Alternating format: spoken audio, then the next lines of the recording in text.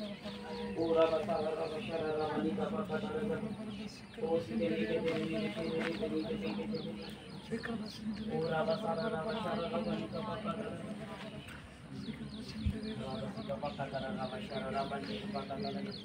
सिकमा का तरह वाला बसी का पक्का तरह सिकमा पूरी बसी के में के तेरे दे बसी के पे के तेरे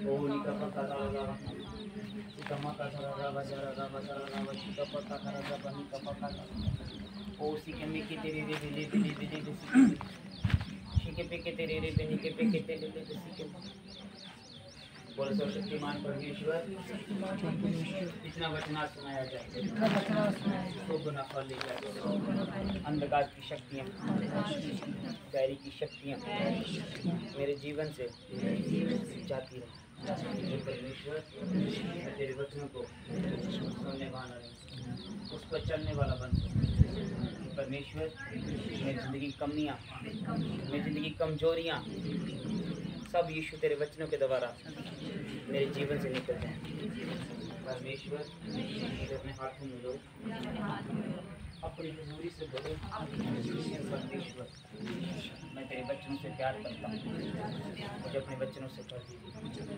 अपने बच्चों से भर दीजिए अपने बच्चों से भर दीजिए परमेश्वर आज का वचन 100 गुना फल लेकर अंधकार की शक्ति को डांटते हैं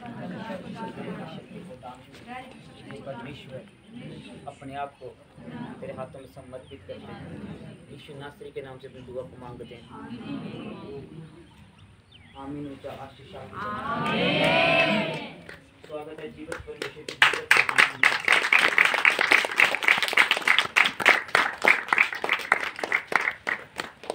मेरा एक विश्वास है परमेश्वर आपको यहाँ से सेम वापस नहीं जाने देगा मेरा ये विश्वास है परमेश्वर आपके हालात और परिस्थितियों को बदलेगा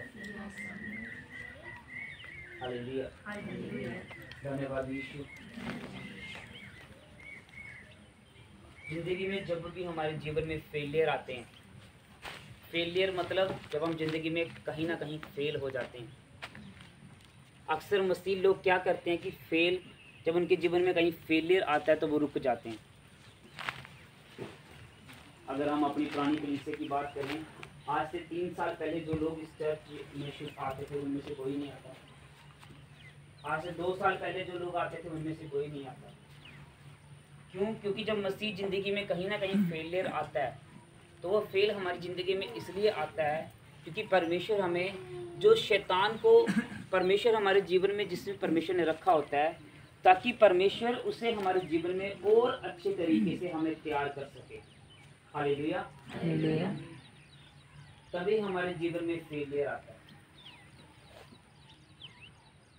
ताकि परमेश्वर हमें और अच्छे तरीके से क्या कर सके तैयार कर सके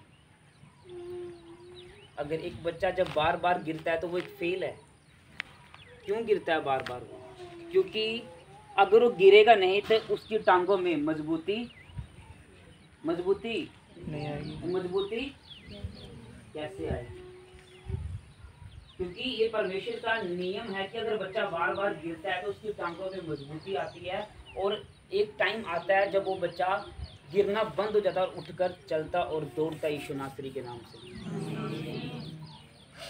क्योंकि एक जो बच्चा ना गिरे चलकर वो अपाहिज हो जाता है पंगु बोलते थे पंगु विकलांग इसका मतलब ये है कि अगर मसीह जिंदगी में कहीं फेलियर आ जाए लिख लो इसे अगर मसीह जिंदगी में कहीं नाकामयाबी आ जाए अगर मसीह जिंदगी में कहीं परिस्थितियां हालात हमारे खिलाफ हो जाएं तो याद रखना वो इसलिए होते हैं क्योंकि परमेश्वर हमें राइट दिशा की ओर और परिपक्व की तरफ परिपक्व होता है मेच्योरिटी और मजबूती की ओर से आगे लेकर जाए तभी परमेश्वर हमारे जीवन में ऐसा करता है महान परमेश्वर का एक दास जिन्होंने अपनी सारी किताबें चेलेपन के लिए लिखी हैं सिर्फ वो दुनिया में आज पास्टरों को तैयार करते हैं उनके जीवन में बहुत बड़ी कमी थी उनकी ज़िंदगी कमी ये थी उनको गुस्सा क्रोध बहुत ज़्यादा आता था और जो प्रचार करते थे घर जाके अपनी फैमिली से गुस्से क्रोध में बहुत कुछ बोलते थे उन्हें और एक दिन वो कहीं बैठे हुए थे और वो उन्होंने पूरा मन बना लिया कि अब मैं सेवा नहीं करूँगा। 13 साल प्रभु में 13 साल सेवकाई, प्रभु में 13 साल हो गए थे और सेवकाई शुरू किए कुछ ही साल हुए थे। मन बना लिया कि अब मैं सेवा नहीं करूंगा, क्योंकि आज तक मैं अपने गुस्से क्रोध पर कंट्रोल नहीं कर पाया, आज तक मैं अपनी कमियों पर कंट्रोल नहीं कर पाया, आज तक मैं अपनी किसी भी चीज़ पर कंट्रोल नहीं कर पाया। और उसने उस पास्टर ने एक मन बनाया कि अगले आने वाले संडे में मैं ये अनाउंसमेंट करूंगा कि आज संडे के बाद मैं कभी चर्च नहीं लगाऊंगा, आप कहीं भी जा सकते हैं। और उसके जीवन में एक बहुत बड़ा फेलियर ये था कि उसे गुस्सा क्रोध बड़ी जल्दी आता था। और जैसे ही वो अपने रूम में बैठा, एक वचन पढ़ रहा था, एक वचन पढ़ते पढ़ते उसे एक वचन मिला। और उसे क्या वचन मिला, हम भी उस वचन को पढ़ते हैं आज, जो उसे मिला था। प्रभु ने भी हमें शायद वही दी है कि जब हमारे जीवन में फेलियर आए तो क्या करना चाहिए। जब उसके जीवन में ये वचन आया, उस वचन के बाद उसने अपनी कमजोरियों को परमेश्वर के आगे रखकर रोज प्रार्थनाएं करना शुरू की। आज उस पास्टर ने जितनी किताबें लिखी हैं, सब पास्टरों को तैयार करने के लिए हैं। आज वो लाखों पास्टरों की किताबों को पढ़ते हैं और लाखों पास्टरों की किताबों को पढ़कर ब्लेस होते हैं यीशु नासरी के नाम से। पर एक समय जब उसने अपनी जिंदगी में मन बना लिया था कि मैं सेवकाई नहीं करूंगा, मैं आशीष, मैं इस काम को नहीं करूंगा, ये मेरे काम नहीं है, क्योंकि मेरी कमजोरियां मुझे आगे नहीं बढ़ने देती। क्योंकि शैतान को एक बात मालूम है, उसे आपकी ज़िंदगी में आने वाली ग्लोरी, आने वाली आपकी ज़िंदगी में थोड़ी थोड़ी उसको खुशबू आती है। उसे एक बात मालूम है कि अगर ये व्यक्ति मसीह में सिद्धता की ओर चलता चला गया तो ये बहुत से लोगों को बचाने का कारण बन जाएगा। क्योंकि आप सब प्रभु के कामों के लिए चुने गए, किसी न किसी काम को प्रभु ने आपको करने के लिए बुलाया है। कोई ना कोई सेवकाई के लिए प्रभु ने आपको करने के लिए बुलाया है। किसी को टेंट की सेवकाई, किसी को दरी की, किसी की सोने, हर व्यक्ति का परमेश्वर के घर में कोई ना कोई हिस्सा है। और शैतान को एक बात मालूम है कि अगर ये व्यक्ति प्रभु की दिशा में सिद्धता की ओर चलता गया तो ये बहुत से लोगों को बचा लेगा। क्योंकि शैतान को एक बात मालूम थी, अगर ये पास्टर सही चलेगा तो आने वाले सालों में पता नहीं कितने लाखों पास्टरों को तैयार करेगा। इसलिए शैतान उसके जीवन में अटैक करने की कोशिश की। उसके जीवन में उसने अटैक भी किया, पर उसने अटैक के ऊपर ओवरकम किया। वो ओवरकम तभी कर पाया जब उसने परमेश्वर के वचनों की ओर अपना मन लगाया। जब वो वापस परमेश्वर, जो वो अपना मन बना चुका था कि अब मुझे सेवकाई नहीं करनी, अब मुझे ये सेवकाई को क्विट करना है, अब मुझे अपना कोई काम देखना है, तो वो अपने रूम में बैठे बाइबल को खोला। बाइबल खोलते वो वचनों को पढ़ रहा था और एक वचन उसको मिला और वचन मिलते मिलते उसके जीवन में रेमा बन गया। रेमा होता है जो परमेश्वर की ओर दिया जाता है, लोगोस होता है जो हम परमेश्वर, जो हम पढ़ते हैं, ये सारे लोगोस वचन बाइबल में लिखे गए। लोगोस मतलब लोगों के लिए लिखा गया, रेमा मतलब हमारे लिए मिला कोई वचन। और एक वचन उसके जीवन में उसे मिला और उसके बाद उसकी ज़िंदगी बदली, उसके हालात बदले, उसकी सेवकाई बदली। और आज उसने जितनी किताबें लिखी हैं सब चेलों को तैयार करने के लिए और पास्टरों को तैयार करने के लिए। आप एक बार सोच कर सोचो कि शैतान कितनी बड़ी डिस्ट्रक्ट में उसे डालना चाहता था कि उसे सेवकाई से अलग कर दे। क्योंकि शैतान कभी भी अपनी कोशिश नहीं छोड़ता। जब तक वो अपनी मंजिल को प्राप्त नहीं कर लेता, वो कभी भी अपनी कोशिश को नहीं छोड़ता। पर जब हम मसीह में आ जाते हैं तो बाइबल बताती है हमारे यीशु मसीह ने जब तक क्रूस पर विजय प्राप्त नहीं कर ली, तब तक वो पवित्रताई से चलता चला गया और उसने अपनी कोशिश करना नहीं छोड़ी। इब्रानियों 4 अध्याय में लिखा, वो भी हमारे समान परखा गया यीशु मसीह, पर वो निष्पाप निकला। कैसे निकला? वो कोई पाप उसने नहीं किया। अगर यीशु मसीह परखा गया तो हो सकता है शैतान हमें भी परखे। अगर वो अजूब को परखा उसने, हो सकता है वो हमें भी टेम्पटेशन से लेकर जाए, परीक्षा से निकाले। क्योंकि जिसकी परीक्षा नहीं होती उसका निकास कभी नहीं हो सकता। याद रखना, आज मेरी बात समझ आ रही है? जिस स्टूडेंट की परीक्षा नहीं हो सकती उसमें पता नहीं चल सकता ये स्टूडेंट ने कितनी किताबें पढ़ी हैं। जिस स्टूडेंट ने एग्जाम नहीं दिए, पता ही नहीं उसने कितनी किताबें पढ़ी हैं, पता नहीं चलेगा। उसने कितना पढ़ा कभी पता नहीं चलेगा। परीक्षा हमारे जीवन में हमेशा हमारे विकास को लेकर आती है, हमारे निकास को लेकर आती है। हमें आगे की ओर लेकर जाती है, पर हम परीक्षा में रुक जाते हैं। और जब हम रुक जाते हैं तो शैतान हमारे जीवन में आसानी से अटैक कर सकता है। हालेलुया। समझ आ रही है मैं क्या समझा रहा हूँ? हालेलुया। जब इस सेवकाई को शुरू किया गया, आज तक आप मानो, जब मैंने इस सेवकाई को किया, मैं अपनी स्टोरी, मुझे कहानी स्टोरियां, सिस्टर बच्चे प्लीज पीछे ले जाओ, पीछे बिठाओ सिस्टर, क्योंकि सिस्टर बच्चे को पकड़ो। हालेलुया। आराम से। हालेलुया। जब इस सेवकाई को शुरू किया गया, बड़े दुखों से, बड़ी मुसीबतों से शुरू किया गया, बड़े हालात और विपरीत उल्टी परिस्थितियों से शुरू किया गया जो हमारे खिलाफ थी। पर आज इस सेवकाई से मुझे लग रहा है कि लगभग 500 या 300 से ऊपर लोग बपतिस्मा ले चुके होंगे पिछले 4 साल में, लगभग मुझे लगता है ये बात। अगर हम अपनी सेवकाई में लोगों को देखें तो एक व्यक्ति से सेवकाई शुरू की गई, मुझे लगता है 300 से ऊपर लोगों ने बपतिस्मा लिया होगा पिछले 4 साल में हमारे सेवकाई में। 300 से ऊपर लोग अगर वो मसीह में चलते गए तो वो उद्धार को प्राप्त करेंगे।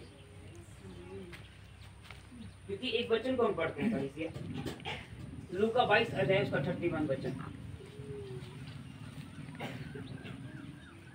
लूका 22 अध्याय उसका 31 वचन। लूका 22 अध्याय उसका 31 वचन।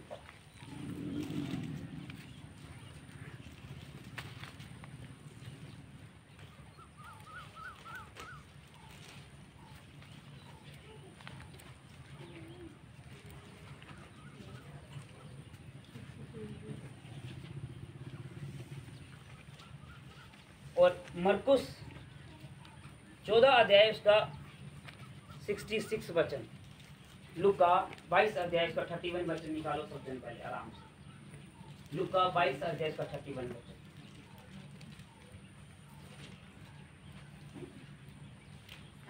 लूका 22 अध्याय उसका 31 वचन, पेज नंबर 123 नए नियम का 123 पेज नंबर नए नियम का।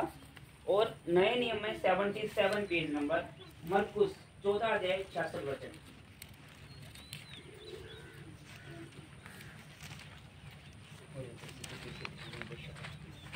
मरकुस 14 अध्याय 66 वचन। सबने निकाल लिया? हम पढ़ना शुरू करें। मरकुस 14 अध्याय 66 वचन, पेज नंबर 77 मेरी बाइबल का है। आपकी बाइबल का कितना? लूका 22 अध्याय 31 वचन। लूका 22 अध्याय 31 वचन आराम से निकालो, पेज नंबर 77 और पेज नंबर 123। छोटी बाइबल में नहीं होगा, आपको बड़ी बाइबल लेनी होगी, उसमें ही आपको मिलेगा। हालेलुया।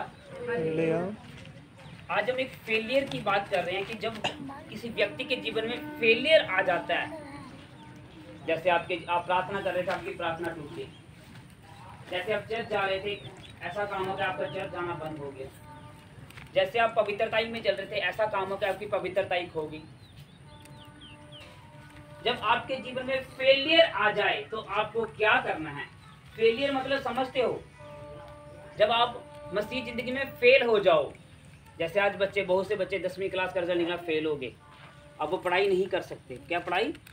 जब तक वो पास नहीं होंगे। वैसे ही जब मसीह जिंदगी में हमारे जीवन में कुछ फेल हो जाए, जैसे मतलब मान के चलो कि हम कोई काम कर रहे थे, हमारे से गलत काम हो गया, हम क्या हुए? हम फेल हो गए। अगर हमारी जिंदगी में फेल आए तो हमें क्या करना है मसीह जिंदगी में? अगर हम पहले मरकुस 14 अध्याय 66 वचन पढ़ते हैं, सब जन निकालते हैं उसे। मरकुस 14 अध्याय 66 वचन, 77 पेज नंबर। हालेलुया, धन्यवाद यीशु।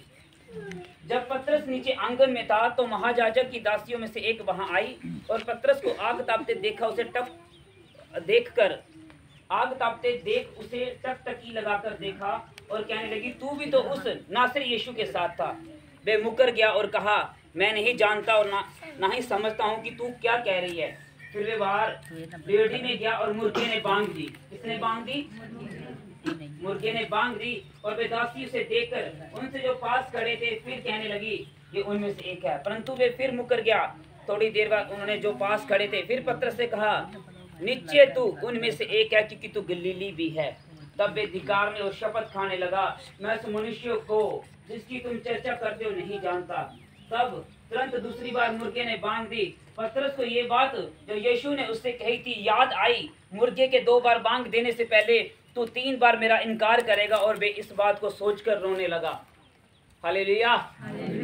जब हमारी जिंदगी में फेलियर आता है हम रोते हैं, हम करलाते हैं, हे परमेश्वर ये क्या हो गया, हे परमेश्वर ये कैसे हो गया।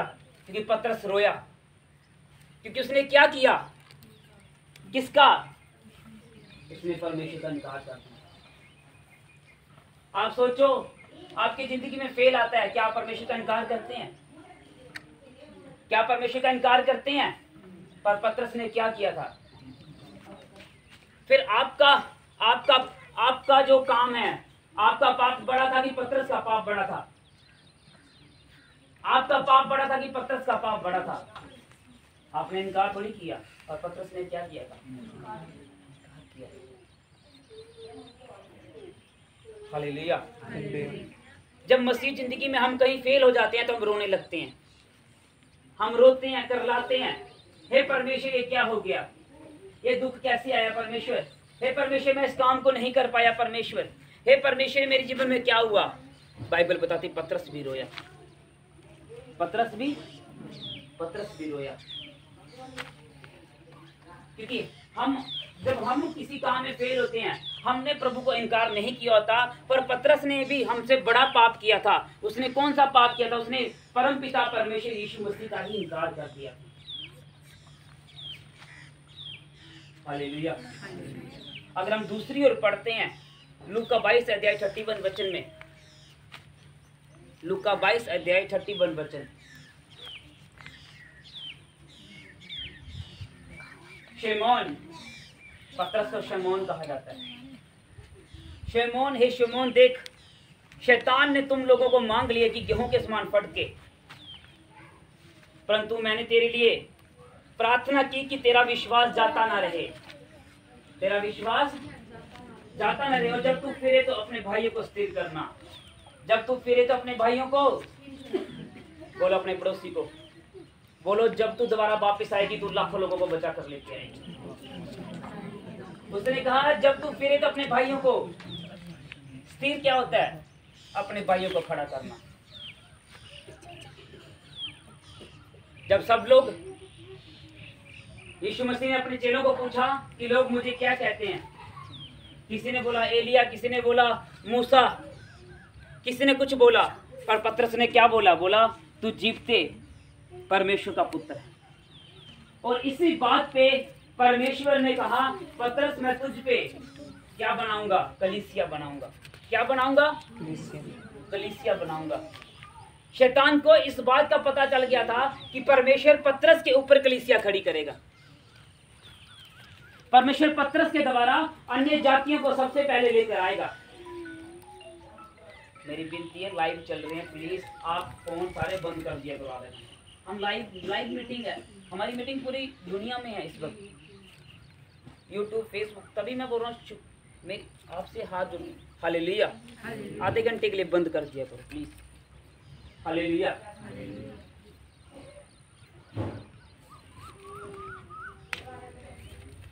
धन्यवाद यीशु,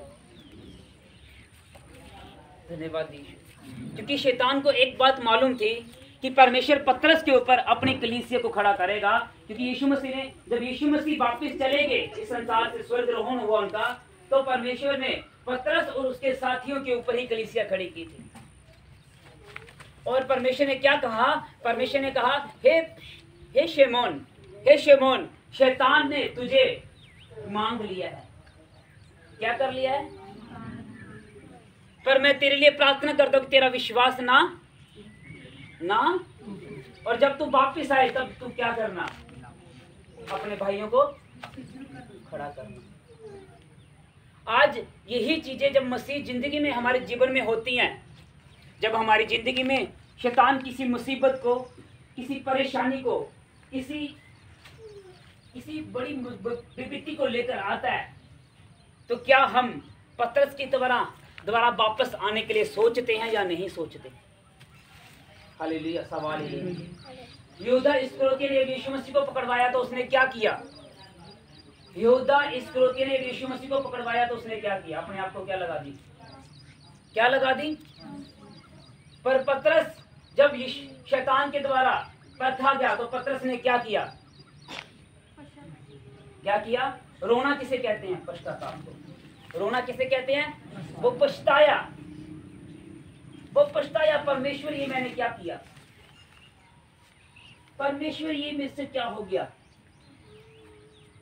दो व्यक्तियों की स्टोरी है। एक व्यक्ति जब फेल हुआ तो उसने अपने आप को फांसी लगा ली, सुसाइड कर लिया। पर एक व्यक्ति जब फेल हुआ, पतरस का पाप बड़ा था।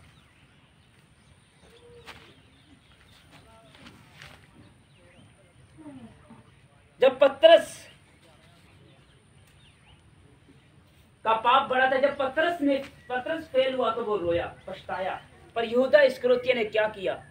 यहूदा इस्करियोती ने अपने आप को खत्म कर दिया। आज यही जब हमारे जीवन मसीह लोगों की जिंदगी में ये मुसीबतें आती हैं, जब मसीह फेल होते हैं, तो सवाल ये है, या तो वो वापिस चले जाते हैं तो या फिर वो पतरस की तरफ वापिस आ जाते हैं। पर एक सर्वे के अनुसार ये बताया गया कि 80% मसीह वापिस चले जाते हैं। कहाँ चले जाते हैं? वो पश्चाताप नहीं करते, वो मन को नहीं फिराते, वो लौट कर नहीं आते। पतरस ने क्या किया? पतरस लौटकर जब वो वापिस आया तो उसने पूरी दुनिया, पतरस और उसके साथियों ने पेंतीकोस्त के दिन 500 लोग थे, 120 लोगों के ऊपर पवित्र आत्मा उतरा। जब पवित्र आत्मा आंधी की तरह उतरा तो बाइबल कहती है उनकी जीभें फटने लगी और पतरस और उसके साथियों ने पूरी दुनिया को हिला दिया। शैतान को एक बात मालूम है कि आप पूरी दुनिया को, एक व्यक्ति पूरी दुनिया को हिला सकता है, या एक जन बहुत से लोगों को उद्धार का कारण बना सकता है। तभी जो हमारे जीवन में फेलियर को लेकर आता है, तो क्या हम यहूदा की तरह सुसाइड करते हैं या पतरस की तरह फाइट कर वापिस आते हैं और लोगों को बचाते हैं? आमीन। ऊंचा आशीष आपकी। हालेलुया।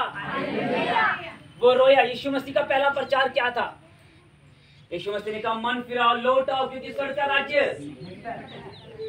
जब हमारे जीवन में फेलियर आए, दुख आए, मुसीबत आए, हमें उससे घबराने की जरूरत नहीं है, बल्कि उसका सामना करके, बाइबल ने कहा शैतान का सामना कर, शैतान तुझसे भाग जाएगा। अपने आप को परमेश्वर के अधीन कर दे। क्या लिखा? अपने आप को परमेश्वर के अधीन कर दे, शैतान का सामना कर, शैतान तुझसे भाग जाएगा। बाइबल में लूका 4:13 लिखा, थोड़ी देर के लिए शैतान यीशु मसीह से दूर चला गया। कितनी देर के लिए? जन्म से लेकर क्रूस की मृत्यु तक शैतान यीशु मसीह का पीछा करता रहा।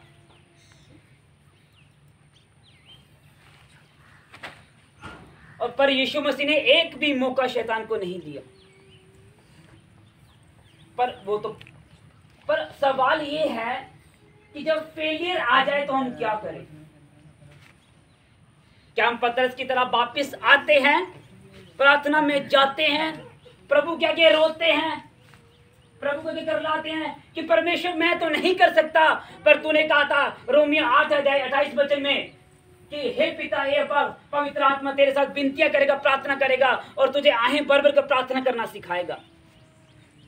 क्योंकि हम तो नहीं कर सकते, पर हमारे पास एक हेल्पर है, जिसे हम होली स्पिरिट कहते हैं। वो हमारे जीवन में वो सब कुछ कर सकता है जो हमें चाहिए, हमारी कमियां कमजोरियां दूर कर सकता है। आमीन। ऊंचा आशीष आपकी।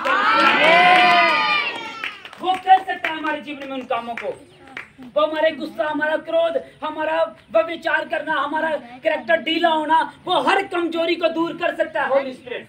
जब हम उसकी मदद, उसने कहा मैं चाहता हूं, मैं तुम्हें एक सहायक दिए जाता हूं, अर्थात पवित्र आत्मा जो पिता से तुम्हारे लिए विनती करेगा, सर्वदा वे तुम्हें सब बातें याद दिलाएगा जो मैंने तुमसे कही है।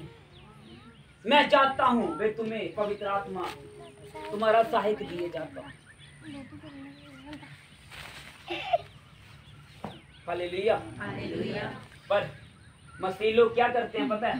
मसीह लोग ये करते हैं, जब हम मसीह लोग फेल हो जाते हैं, रुक जाते हैं।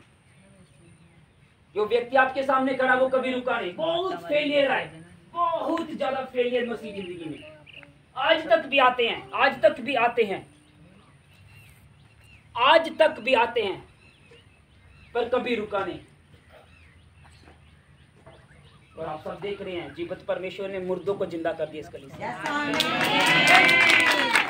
इस गवाही ने हमारे आधे जम्मू को हिला के रख दिया। मैं आपको कह रहा हूँ, जो गवाही पिछले संडे की गवाही, मुझे पास्टर की टेस्ट मनी आ रही है कि very very big testimony आपकी चर्च में आई।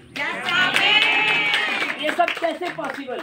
ये तभी पॉसिबल हो सकता है जब हम वापस परमेश्वर की ओर अपने प्रार्थना कक्ष में जाकर उसके आगे घुटने टेक कर वापस चले जाएं और पिता को बोले, पिता तू मुझ पे अदलों के फाटक मुझ पे प्रबल नहीं हो सकते, तू मुझे तैयार कर और वापस पतरस की तरह इस्तेमाल कर। हालेलुया। पर अगर हम बात करते हैं अपने पुराने विश्वासियों की, जब उनके जीवन में फेल आ जाता है, जब फेलियर उनके जीवन में आ जाता है, तो वो वापस मसीह की ओर वापस चले जाते हैं। हालेलुया। ये वीडियो जो है ना, ये सारी वर्ल्ड लेवल के ऊपर जा रही है। मेरी आप सबसे हाथ जोड़ के बहुत ज्यादा विनती है कि प्लीज अपने फोन, अपनी चीजें सब स्विच ऑफ रखें, क्योंकि हम यूट्यूब के ऊपर जा रहे हैं। प्लीज। हालेलुया। हम सिस्टम देखो, दोबारा फोन बजेगा। मेरी आपसे हाथ जोड़ से बहुत बाइबल में कहा, ब्लेस से बोलोगे जो नंबर, अपने फोन को स्विच ऑफ कर लो आधे पौने घंटे के लिए। हालेलुया। धन्यवाद यीशु। आज यही प्रॉब्लम है। एक स्टोरी को और पढ़ते हैं हम बाइबल में, कथा कहानी है नहीं, बाइबल में एक सैमसन नाम का क्या था और एक दाऊद नाम का क्या था। एक दाऊद नाम का क्या था? अगर हम दोनों की स्टोरियां पढ़े, सैमसन ने क्या किया था? व्यभिचार। और दाऊद ने क्या किया था? व्यभिचार। दोनों ने क्या किया? औरतों के साथ गलत रिलेशन। बाइबल में लिखा, सैमसन ने पाप का पश्चाताप नहीं किया और वो मृत्यु को प्राप्त हुआ। दाऊद रोया, करलाया, उसने कहा, हे परमेश्वर, मेरी हड्डियां जो टूटी हैं वो जुड़ जाएंगी, पर मेरे पापों को क्षमा कर दे। जब दाऊद के जीवन में फेलियर आया, जब दाऊद फेल हुआ, वो सुसाइड की ओर नहीं गया, वो वापस की ओर नहीं गया। जब आपके जीवन में फेल आता है, लोग आपको बोलते हैं, यार तू तो चर्च जाना, तेरे घर एक काम कितना हो गया, इतना क्या, यही कहते हैं ना, तू तो चर्च जाना, तेरे घर एक नहीं हुआ। ऐसे ही बोलते हैं ना लोग। तो दाऊद को भी ऐसे ही बोल रहे थे। दाऊद को लोग पापी कह रहे थे, हे पापी, पत्थर मार रहे थे। पर दाऊद ने लोगों की ना सुनते हुए आगे की ओर गया और प्रार्थना शुरू की, परमेश्वर से रो रो के, हे परमेश्वर, मेरे पापों को क्या कर, माफ कर दे, मुझे क्षमा कर दे। और सैमसन ने क्या किया? एक बार पाप किया, नहीं सुधरा, 2 बार पाप किया, नहीं सुधरा, 3 बार पाप किया, नहीं सुधरा, और लास्ट में मृत्यु की ओर चला गया। फेलियर दोनों के जीवन में थे। जब सैमसन को दुश्मन लोग पकड़ने के लिए आते थे, हर बार वो अपनी ताकत से, सहारे से बच जाता था, क्योंकि वो ताकत उसकी नहीं थी, वो ताकत पवित्र आत्मा की थी। और जब उसने अपने बालों का राज बता दिया स्त्री को, और जब उसके बाल काट दिए, तो पवित्र आत्मा उससे चला गया। उसने दोबारा कोशिश तो की उठने की, पर पवित्र आत्मा उसके पास नहीं था। हालेलुया। और वो फेल हुआ, मारा गया दुश्मनों के द्वारा, और लोग उसके चारों तरफ लोग उसके नाच रहे थे। उसने कहा, कहाँ गया सैमसन का परमेश्वर? लोगों ने कहा, आज परमेश्वर वही है, याद रखना, जिसने सारा के घर को खोला था। आज परमेश्वर वही है जिसने समुद्रों का 2 बार किया था। आज परमेश्वर वही है जिसने एलिया के द्वारा आग उतारी थी। हालेलुया। पर दाऊद पछताया, रोया, करलाया, वापिस आया, मन फिराया। बाइबल बताती राजा की पदवी से उतरा, कुछ साल भागता चला गया, वापिस पछताने के द्वारा, फाइट करने के द्वारा, आसानी से उसे पदवी नहीं मिली, दोबारा फाइट मतलब दोबारा अपनी जिंदगी में एक लड़ाई लड़ने के द्वारा दोबारा वो राजे की कुर्सी पे वापिस आया यीशु नासरी के नाम से। एक युद्ध को लड़ने के द्वारा जब फेलियर उसके जीवन में आया तो फेलियर के बाद उसने प्रभु की ओर गया, वो प्रभु की ओर करीब गया, प्रभु की ओर नजदीक गया, प्रभु को और पुकारता चला गया। और दुखों में दाऊद ने वो स्टोरियां लिखी हैं, वो प्रार्थनाएं लिखी है जो हम कभी सोच भी नहीं सकते। उसने वो प्रभु की गहराई की बातें हमें बताई हैं जो हम कभी भी नहीं सोच सकते। जब फेलियर हमारे जीवन में आता है वो इसलिए आता है क्योंकि शैतान एक बात जानता है कि इस व्यक्ति के जीवन में बहुत बड़ी कॉलिंग है। इस छोटी सी गुड़िया के जीवन में बहुत बड़ी कॉलिंग है, वो तभी इसके जीवन में पाप लेकर आता है, इसके जीवन में गलत विचार, गलत काम, गुस्सा, क्रोध, लड़ाई झगड़ा, क्योंकि शैतान कहीं ना कहीं कोई ना कोई मौका ढूंढता रहता है, वो अपनी कोशिश को कभी नहीं छोड़ता। वो 24 घंटे उसका एक मिशन है कि जब तक इंसान खराब ना हो जाए मसीह में, तब तक वो अपनी कोशिश में लगा रहता है।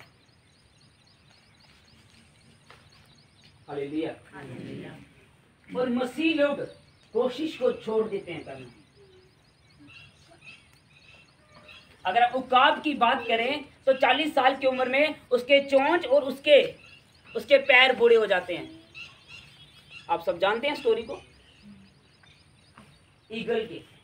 और फिर वो एक पहाड़ पर जाता है, वहां पर अपनी चोंच तोड़ता है। सबसे पहले अपने चोंच से अपने पैर के सारे नाखून उतारता है, अपनी चोंच को तोड़ता है, 6 महीने इंतजार करता है उस पहाड़ पर जाकर, और फिर वही उकाब जो बूढ़ा हो जाता है दोबारा उकाब के नया बनकर पहाड़ से वापस आता है और सांपों का शिकार करता है यीशु नासरी के नाम से। बड़े बड़े सांपों को पकड़ता है। आप कुछ लोग बड़े बड़े सांपों को यीशु नासरी के नाम से आप कुछ डालोगे वापस आते शैतान के हथियारों को, आप कुछ डालोगे शैतान के सारे अंधकार की शक्तियों को, क्या उकाब के नया कीड़ा पहनते।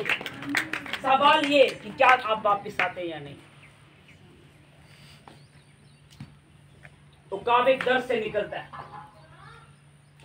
उसे एक बात मालूम है कि अगर मेरी चोंच नहीं हुई, मेरे पैर के पंजे नए नहीं हुए तो मैं कभी शिकार नहीं कर पाऊंगा, मैं हमेशा भूखा मर जाऊंगा। और मसीह व्यक्ति को भी एक बात मालूम है कि शैतान मेरे आसपास ही है, क्योंकि उसने अजूब को कहा, परमेश्वर को कहा, परमेश्वर का तू कहां से आता? उसने कहा इधर उधर से घूमते फिरते आ जाता हूं धरती पे। मसीह लोगों को भी ये बात मालूम है कि शैतान हमारे आसपास है, पर जब हम लड़ना शुरू करेंगे मसीह में, मसीह के तरीके से, तो मैं श्योर करता हूं कि जीत हमारी होगी और बड़ी बड़ी टेस्टमनियां हमारी होंगी। हालेलुया। क्योंकि जब हम फेल हो जाते हैं अपने जीवन में तो हमें रुकना नहीं है, हमें कहीं ये नहीं सोचना है कि अब मैं यहाँ क्या करूं, क्योंकि आपके पास एक चीज दी गई है जिसे हम पवित्र आत्मा कहते हैं। अगर यहूदा इस्करियोती सुसाइड ना करता बल्कि रोता, तो अगर परमेश्वर पतरस को इस्तेमाल कर सकता है तो क्या परमेश्वर यहूदा इस्करियोती को इस्तेमाल ना करता? आपसे सवाल करता हूं, वो यहूदा इस्करियोती को भी इस्तेमाल करता, क्योंकि पतरस ने भी पाप किया, यहूदा ने भी पाप किया। बस फर्क इतना था, यहूदा वापस लौट कर नहीं आया, पतरस वापस लौट कर आया। जब लौट कर आया तो उसने अपने भाइयों को भी खड़ा किया। आप खड़े करोगे अपने लोगों को यीशु मसीह में गिर के, आप खड़े करोगे उन लोगों को जो टूटे हैं, जो गिरे हैं, जो बेचारे हैं, जो सुसमाचार में फंसे हुए हैं, कहीं ना कहीं गिरे हुए हैं जो लोग। हालेलुया, धन्यवाद यीशु। क्या आप वापस फेल होने के बाद वापस अपनी फाइट लड़ते हैं? जब ऑपरेशन के बाद मैं वापस प्रार्थना करने के लिए आया तो मेरा मन प्रेयर भी नहीं लगता था, पर मैंने ये तो नहीं किया कि मैंने अपनी कोशिश छोड़ दी, क्योंकि मेरे अगुए, मेरे स्पिरिचुअल फादर मुझे की बात सिखाते हैं कि कोशिश करना कभी ना छोड़ो। जब आपकी गाड़ी खराब हो जाती है, जब आपका व्यक्ति बीमार हो जाता है, क्या आप उसे चंगा नहीं करवाते हैं? क्या आप कोशिश छोड़ देते हैं? जब आप वहां पे कोशिश करना नहीं छोड़ते हैं, तो मसीह में जब आप कोशिश करना नहीं छोड़ेंगे, तो बाइबल बताती है परमेश्वर ने अधिकारी और प्रधानों को ऊपर से उतार कर उनका खुल्लम खुल्ला तमाशा बनाया और क्रूस के द्वारा जीत की आवाज सुनाई है। तो वही क्रूस आपको भी जीत दिलाएगा। उसने कहा मेमने के लहू के द्वारा, अपने मुंह के शब्दों के द्वारा तुम गवाही के साथ वापस आ जाओगे। यीशु मसीह का लहू और आपके मुंह के शब्द द्वारा प्रार्थना कक्ष में जाके आपको वापस एक मजबूत और एक परिपक्व और एक मैच्योर इंसान बनाएंगे। मैं क्या ऐसे व्यक्ति की स्टोरी पढ़ रहा था जिसने 10th में सिर्फ 36% एग्जाम लिए थे, आज वो IAS अफसर है किसी स्टेट का। ऐसा क्यों? ऐसा इसलिए वो बता रहा था कि जब मेरे एग्जाम मार्क्स कम आए तो मैं रुका नहीं, मैंने अपना गोल बनाया, अपना लक्ष्य बनाया और लक्ष्य की ओर मैं चलता गया और मेरी मेहनत ने मुझे कहीं ना कहीं, मेरी मेहनत मुझे कामयाब की है। हमारे क्या लक्ष्य है?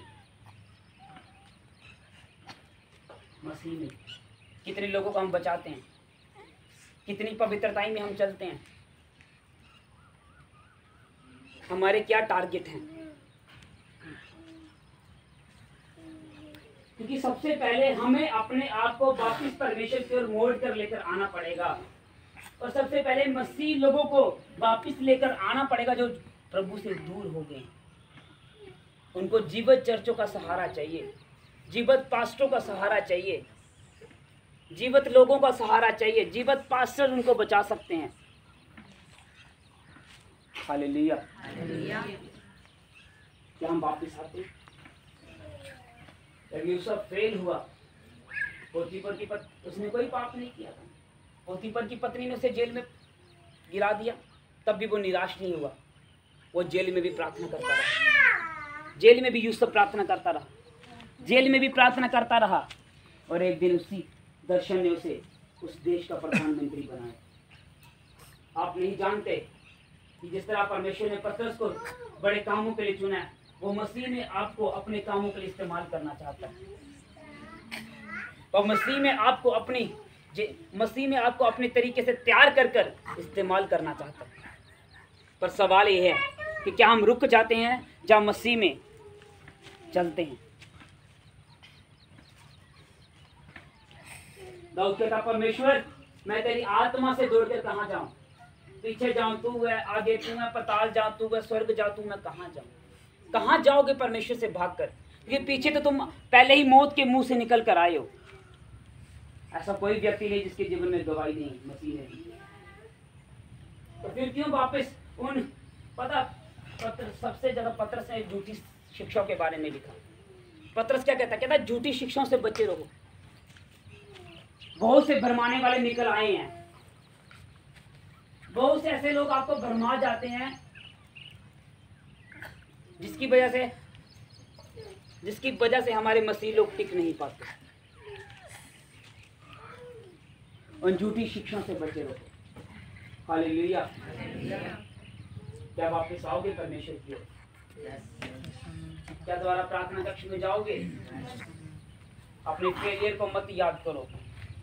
यशायाह में लिखा, यीशु ने कहा, मैंने तेरे पाप पताल से भी नीचे फेंक दिए, तेरे पीठ के पीछे फेंक दिए। मत याद करो अपने पापों को, अपने फेलियर को, आगे की ओर बढ़ो। और उसके कहता, जो बातें पीछे की ओर रहेगी मैं उनको छोड़कर आगे की ओर बढ़ता। पर रोमियो की पुस्तक में लिखा कि क्या अनुग्रह बहुत हो तो क्या मैं पाप करता चला जाऊं? उसने कहा नहीं, माफी मांगकर पाप की ओर नहीं जाना, परमेश्वर की ओर बढ़े, ताकि परिपक्वता की ओर, मैच्योरिटी हमें आगे लेकर जाए। समझ आ रही है मैं क्या समझा रहा हूँ? मैं आपको आज भी कह रहा हूँ, हमारा अभिषेक ऐसा बढ़ने वाला है कि शैतान की खैर नहीं है इस चर्च में। ऐसा क्यों कह रहा हूँ ऐसा? और आप सब जानते हैं, मेरे मुंह से जो बातें निकलती है वो सच होते हैं। मैंने आपको कहा था मुर्दे जिंदा करेंगे, एक गवाही आगे। क्यों ऐसा? क्योंकि इससे पीछे मेहनत कर रहे हैं इस काम के लिए, इसलिए ऐसा कह रहे हैं। हम उसके लिए प्रैक्टिकल कर रहे हैं, इसलिए यहाँ पे ऐसा कह रहे हैं। हालेलुया।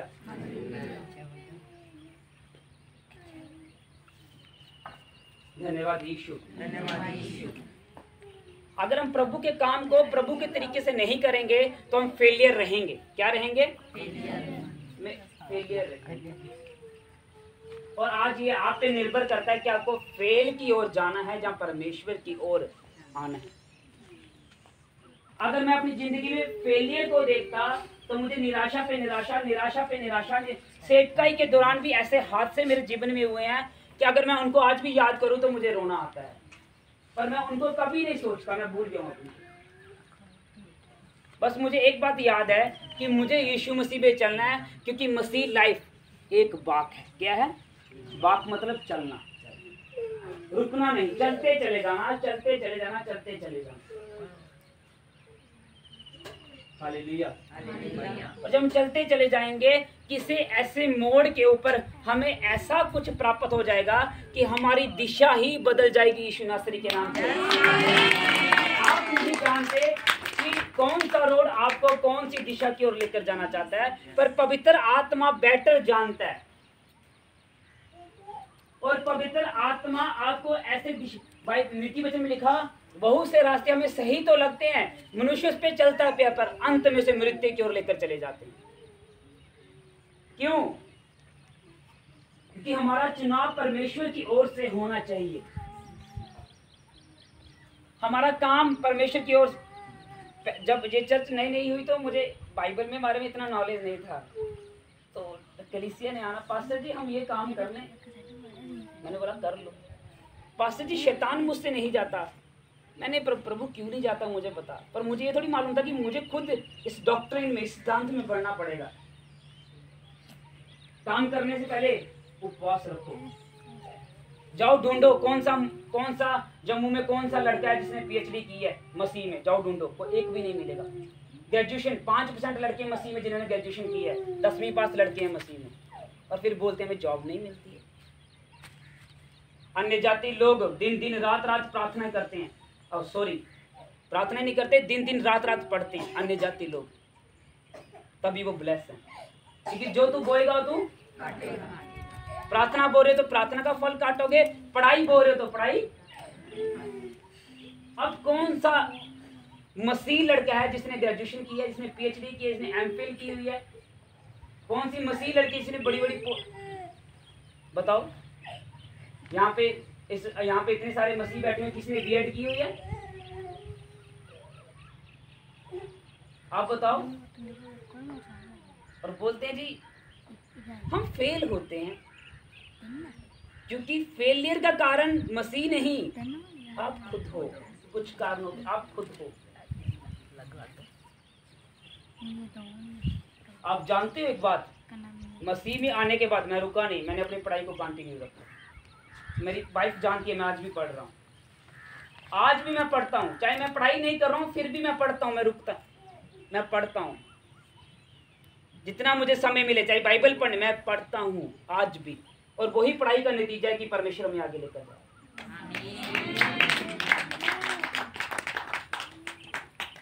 पहले ऐसी गवाहियां नहीं थी हमारे पास, कान खुल जाने, मुर्दे जीवित हो जाने। अब हमारे पास कौन सी गवाहियां आ रही हैं?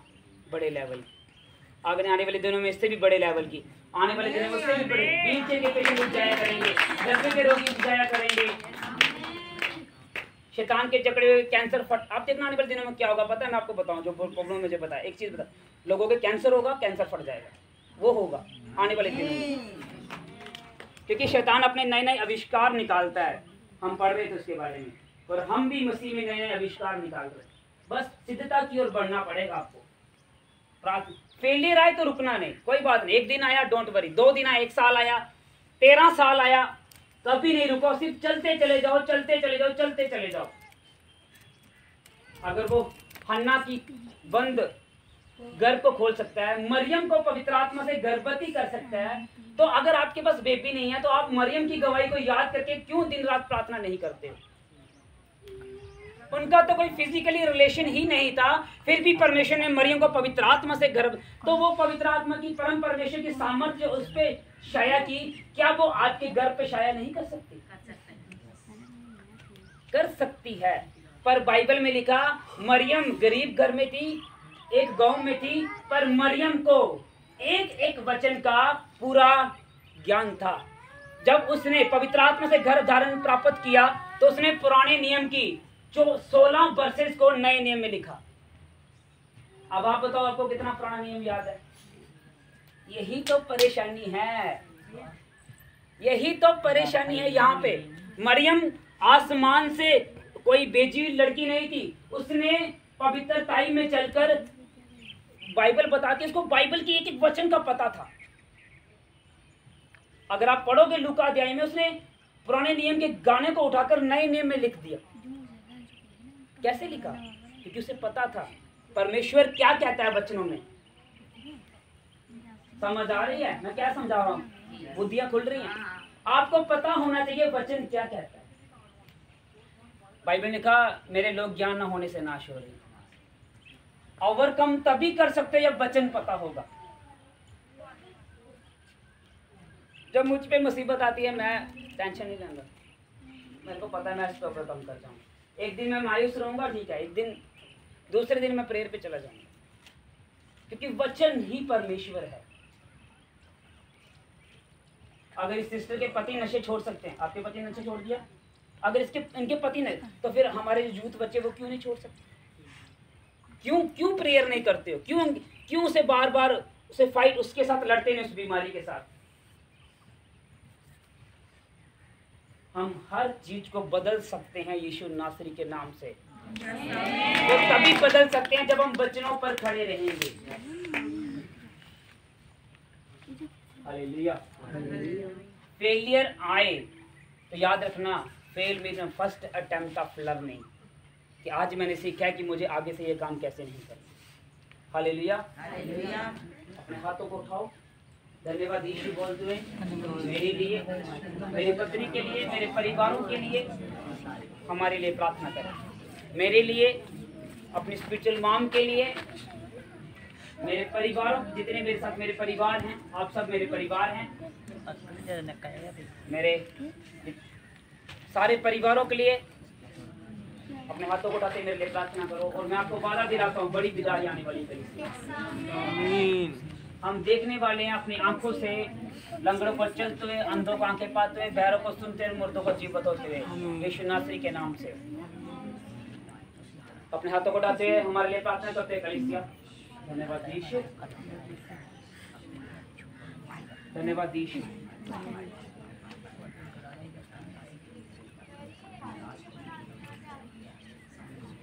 उसने कहा मन फिरा लौटा, क्योंकि स्वर्ग का राज्य निकट आ चुका है। पतरस लौटा और पतरस ने कलीसिया को स्थापित किया। यहूदा लौटा नहीं, इसको रोक दिया और वो मर गया। आप लौटो, वापिस आओ।